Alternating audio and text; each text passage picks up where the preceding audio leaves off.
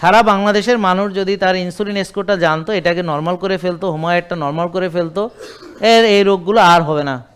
এত সহজ একটা ব্যাপার, অথচ মানুষ চোখ নষ্ট হয়ে যাচ্ছে, পচে যাচ্ছে, তারপর প্যারালাইসিস হচ্ছে, একদম বেডসোর হয়ে পচে গলে পড়ছে, তারপরে হার্ট অ্যাটাক করছে, রিং পরাচ্ছে, কত টাকা খরচ করছে, আঙ্গুল কাটছে, কত টাকা খরচ করছে, বুঝতে পারছেন? কিডনি নষ্ট হয়ে কত সাফার করছে, ডায়ালাইসিস করছে, তারপর ট্রান্সপ্লান্ট লাগছে, ফ্যাটি লিভার হয়ে ট্রান্সপ্লান্ট লাগছে, লিভার মানে আর একটা ট্রান্সপ্লান্ট মানে সবাই তো পারেও না করতে, সবার তো সেই টাকাও নেই।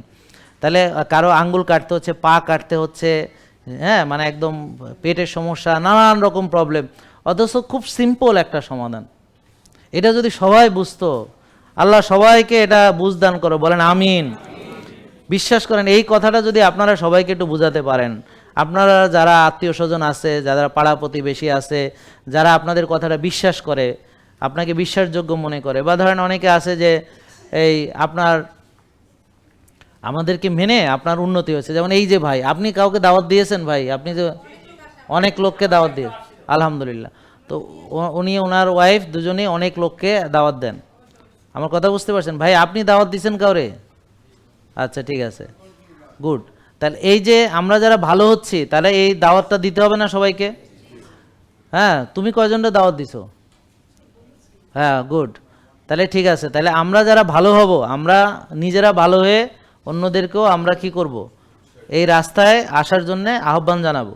এখন সে শুনতেও পারে, নাও শুনতে পারে।